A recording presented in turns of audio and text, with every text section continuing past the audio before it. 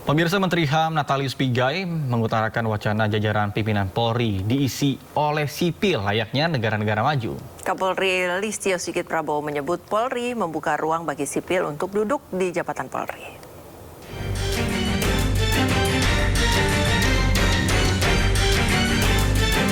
Menteri HAM Natalius Pigai menyampaikan gagasan agar pejabat kepolisian bisa diisi oleh sipil.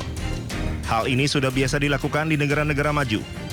Kapolri sebagai pucuk pimpinan tetap dipegang dari kepolisian, sementara jabatan strategis lainnya diisi oleh sipil, seperti jabatan manajerial, keuangan, teknologi, dan perencanaan.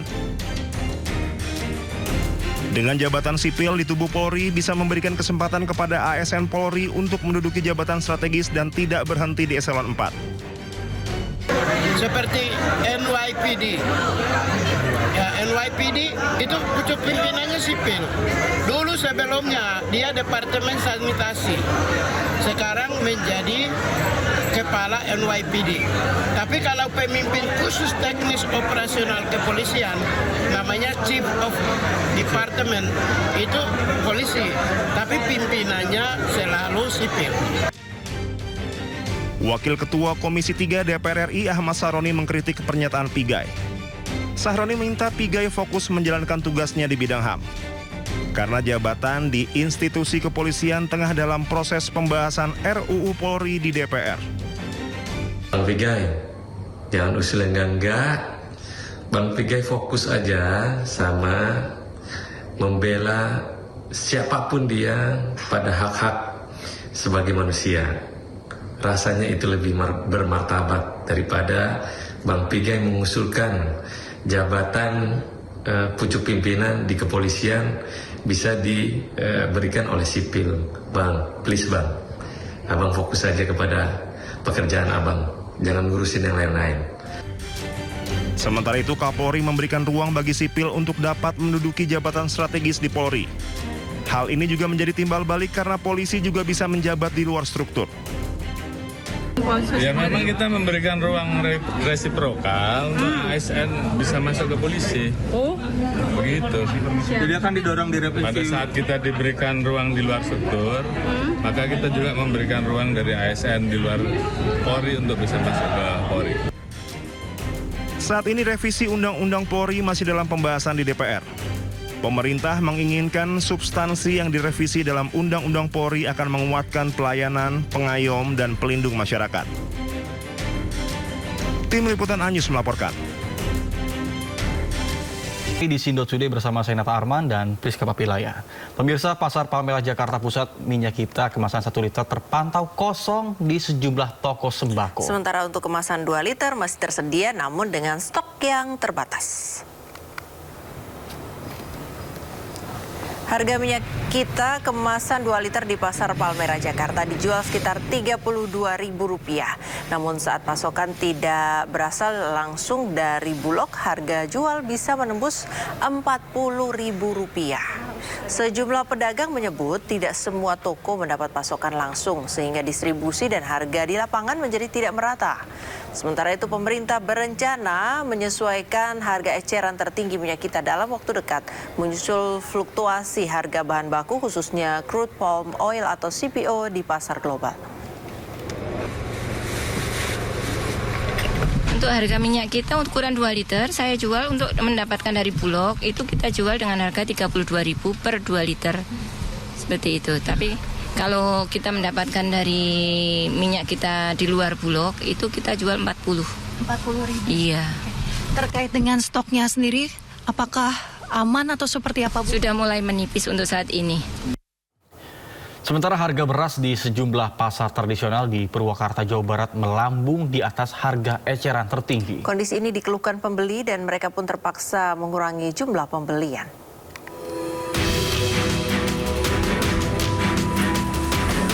Harga beras medium dijual di kisaran Rp14.000 per kilogram atau di atas harga eceran tertinggi Rp12.500 per kilogram. Untuk beras premium dijual lebih mahal lagi di kisaran Rp16.000 per kilogram dari awalnya Rp14.000. Warga pun terpaksa mengurangi jumlah pembelian disesuaikan dengan kondisi keuangan keluarga. Pada Pada mahal. Pada mahal. Gimana Ibu mengenai mahalnya harga beras ini? Yang ngeluh biasanya biasanya seliter jadi kudu beli setengah liter. Oh, dikurangi. Liter jadi setengah. Dikurangi. Masak 2 liter jadi seliter setengah. Dikurangi pembelian. Iya. Kondisi mahalnya beras diduga dari tingginya harga gabah kering giling di petani. Kini omset penjualan beras pun menurun hingga 40%.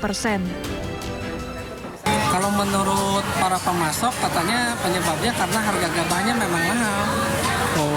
Padahal pasokan sendiri banyak, lancar. Emang harga gabah dijual berapa gitu sama petani? Menurut informasi para pemasok beras, katanya harga gabahnya sudah 8.000 per kilo lebih. Warga berharap harga kebutuhan pokok bisa stabil agar tidak memberatkan. Apalagi kondisi saat ini yang sangat rentan karena dampak melemahnya rupiah yang menyebabkan kenaikan harga dan menurunnya daya beli masyarakat. Dari Purwakarta, Jawa Barat, Irwan Saputra, iNews melaporkan. Pemirsa, nilai tukar rupiah terhadap dolar Amerika Serikat melemah hingga berdampak pada produksi tahu Cibuntu, Kota Bandung, Jawa Barat. Hal ini disebabkan kenaikan harga kedelai impor yang sebelumnya Rp9.000 per kilogram pada Maret lalu, kini tembus mencapai Rp11.000 per kilogram. Meski para produsen tahu dan tempe belum menaikkan harga jual dagangannya, tapi keuntungan yang mereka dapat turun drastis, bahkan hanya cukup untuk bertahan agar produksi tetap berjalan. Terkait hal ini, para produsen tahu dan tempe meminta pemerintah segera mengambil langkah konkret untuk menstabilkan harga kedelai. Jika harga terus melambung, mereka mengancam akan demo turun ke jalan dan mogok produksi. Sangat besar, karena ya sekarang ini banyak yang udah mulai merugi juga ada, dan yang kalau berkurang udah pastilah keuntungannya berkurang. Tapi sebagian masih tetap bertahan, banyak yang bertahan. Semuanya masih bertahan. Bertahan semuanya. Cuman ya kalau terus naik begini ya mungkin ada yang nggak bertahan, ada yang nggak bisa bertahan. Pemirsa, melemahnya rupiah membuat harga kedelai impor melonjak drastis. Ya, perajin tempe dan tahu di sejumlah daerah memilih mengecilkan ukuran demi bisa bertahan.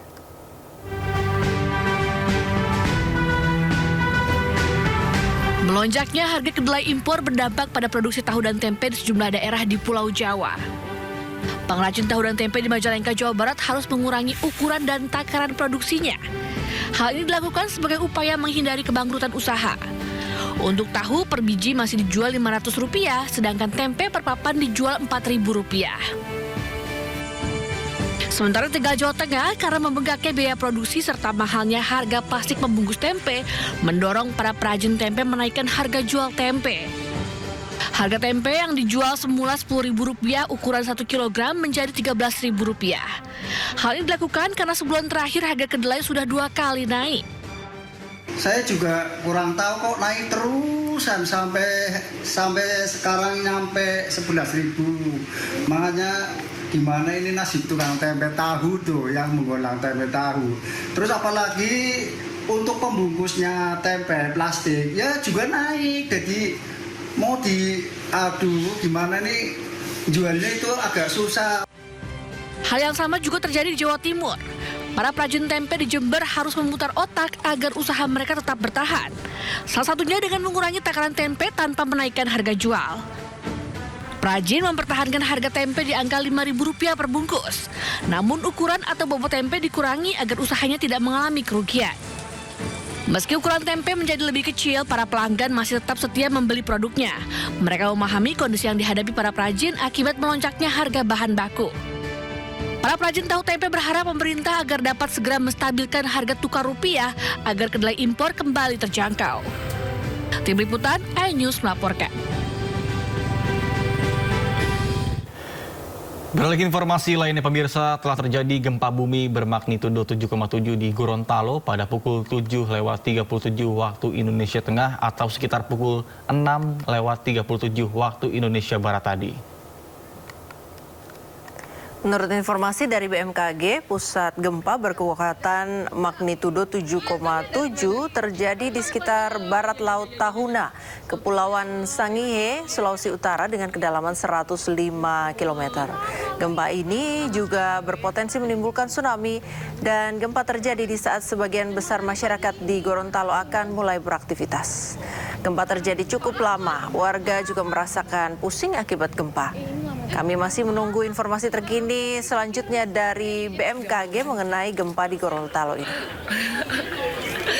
Orang apa itu?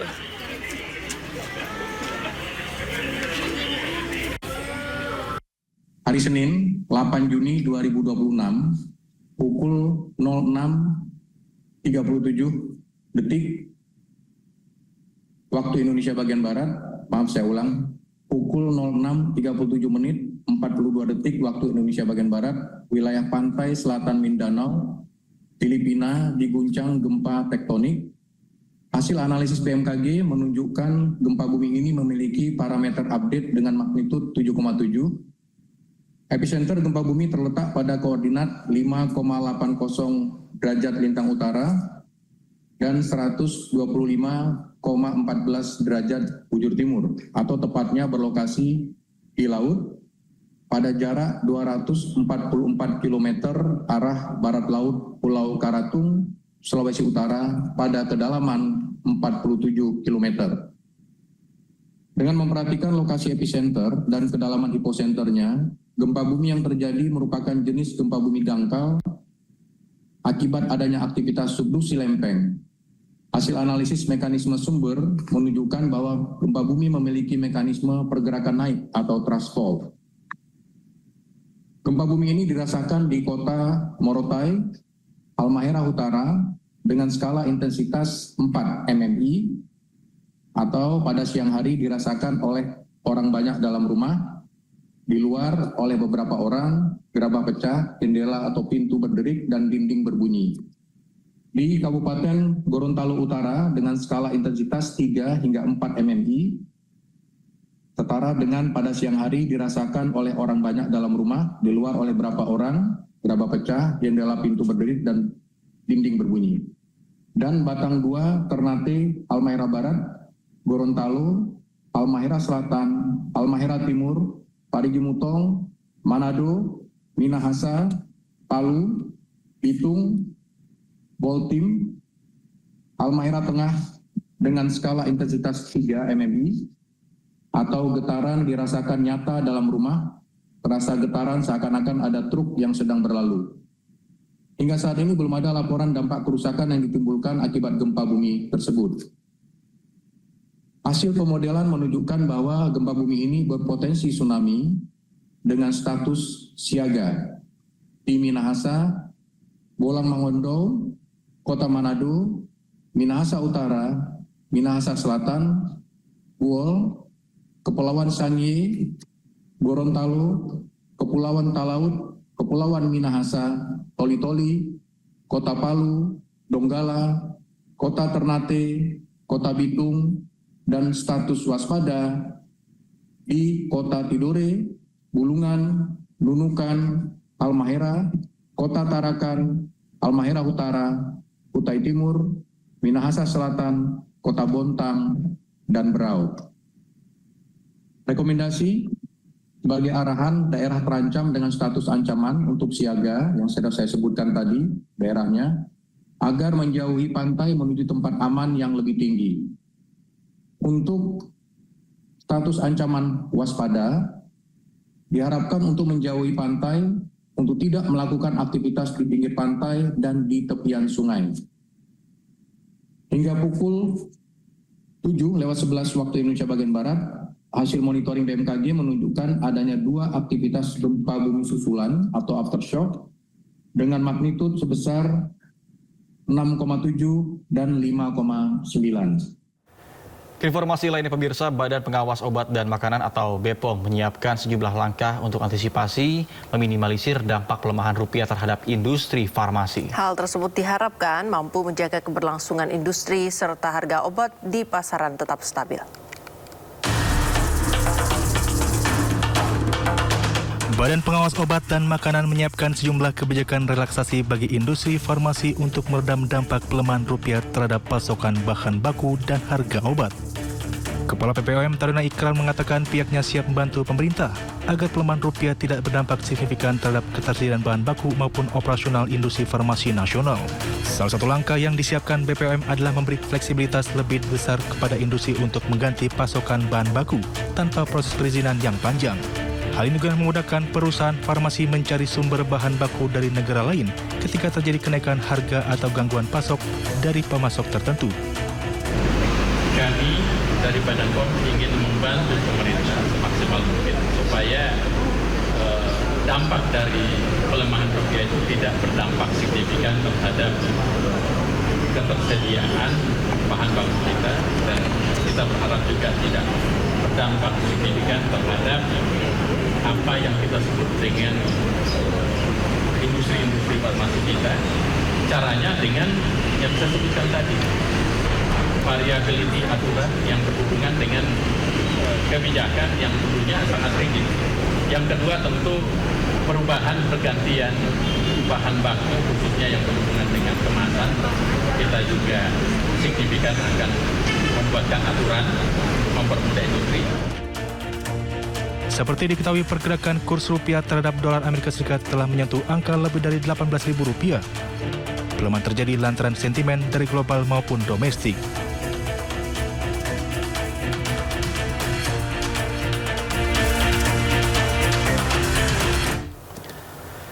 Pemirsa, Menteri Keuangan Purbayayudi Sadewa mengungkapkan posisi APBN periode Mei 2026 tercatat defisit Rp180,4 triliun.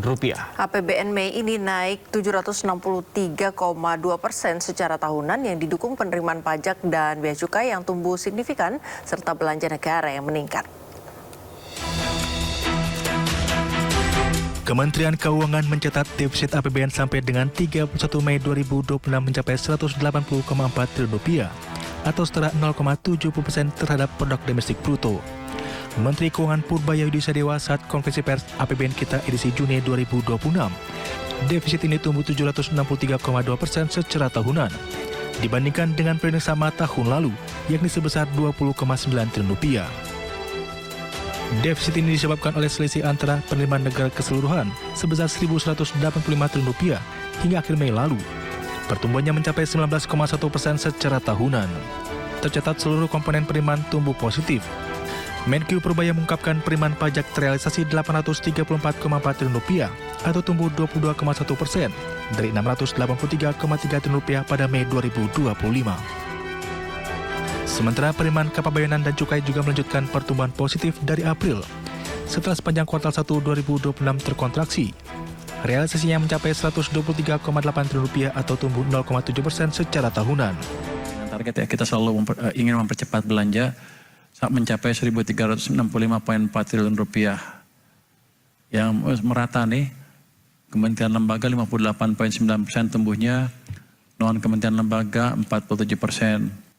Surplusnya jadi defisitnya mengalami triwulan sampai dengan Mei defisitnya 0,7. Jadi kalau lihat dari situ APBN kita amat aman. Tapi yang jelas bisa kita kendalikan utamanya kenapa? Karena pajak dan bea cukai ada perbaikan yang signifikan. Purbaya juga membantah kondisi APBN picu pelemahan rupiah. Purbaya menyebutkan pertumbuhan tinggi sejalan dengan strategi pemerintah untuk menyamaratakan belanja sepanjang tahun. Kemudian keseimbangan primer tercatat surplus sebesar Rp58,6 triliun. Pemirsa, Presiden Prabowo Subianto meninjau pelaksanaan Sekolah Rakyat Tabanan Bali pada hari Minggu. Kedatangan Presiden Prabowo disambut siswa-siswa yang menari tarian kecak khas Bali.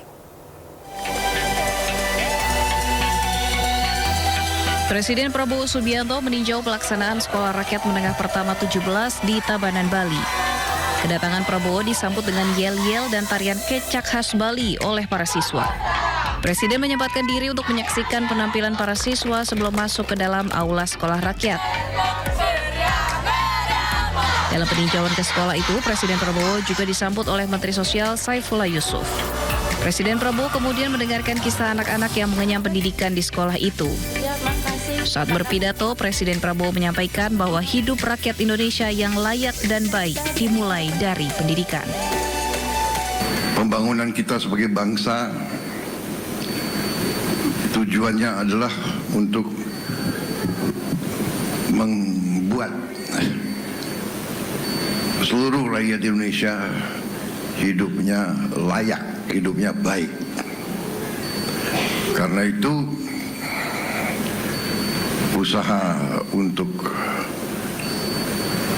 berbuat agar rakyat hidup baik, hidup layak adalah usaha yang sangat besar. Kita harus bekerja keras di semua bidang. Salah satu adalah pendidikan. Pendidikan yang bisa membuat rakyat sejahtera di semua bidang. Sekolah Rakyat adalah program pendidikan yang diinisiasi oleh pemerintah demi memberikan akses pendidikan gratis bagi anak-anak dari keluarga miskin ekstrim. Program Sekolah Rakyat dirancang untuk membantu mengurangi angka putus sekolah serta meningkatkan kualitas pendidikan di Indonesia. Pemirsa, KPK menggeledah rumah mantan Wakil Menteri Imigrasi dan Permasyarakatan Silmi Karim di Kebayoran Baru, Jakarta Selatan. Dari hasil penggeledahan, sejumlah kendaraan mewah disita. Sedikitnya 4 moge, 2 mobil Porsche, dan sejumlah sepeda mewah milik mantan Wakil Menteri IMI Silmi Karim disita oleh KPK. Penyitaan dilakukan usai penyidik KPK menggeledah rumah Silmi di Jalan Brawijaya nomor 5 Kebayoran Baru, Jakarta Selatan. Selain menyita sejumlah kendaraan mewah, KPK juga mengumpulkan bukti-bukti lain. Silmi Karim dan 7 orang lainnya ditetapkan sebagai tersangka dalam kasus dugaan pemerasan pengurusan izin tinggal WNA.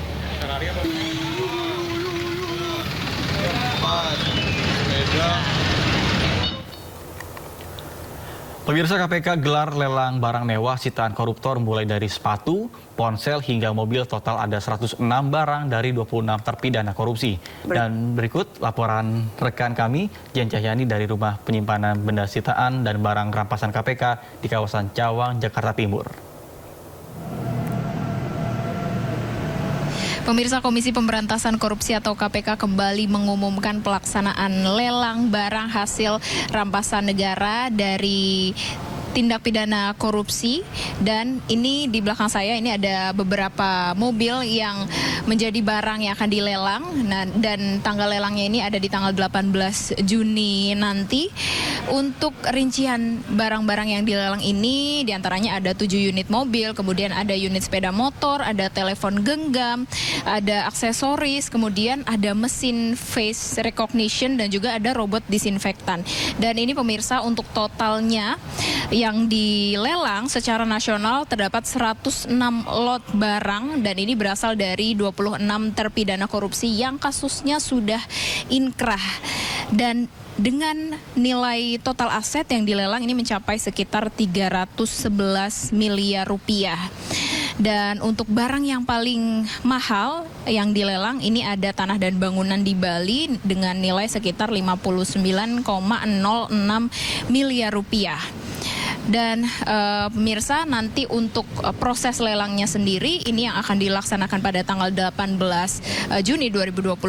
Tapi selain itu, ini karena lelangnya bersifat online atau daring dan secara terbuka, jadi para penawar yang akan mengikuti lelang ini bisa memantau seperti itu harga-harga atau nominal-nominal lelangnya bagi semua yang mengikuti. Dan selain itu juga pemirsa, di tanggal 11 Juni nanti ini yang ingin menawar atau yang ingin mengikuti lelang juga dapat melihat langsung barang-barangnya di sini seperti apa, sehingga mereka bisa memasukkan nominalnya untuk nantinya pelaksanaan lelang tanggal 18 Juni 2026. Dan ini salah satunya juga pemirsa, ada sepeda motor yang juga masuk ke daftar barang yang dilelang untuk periode Juni 2026 ini pemirsa.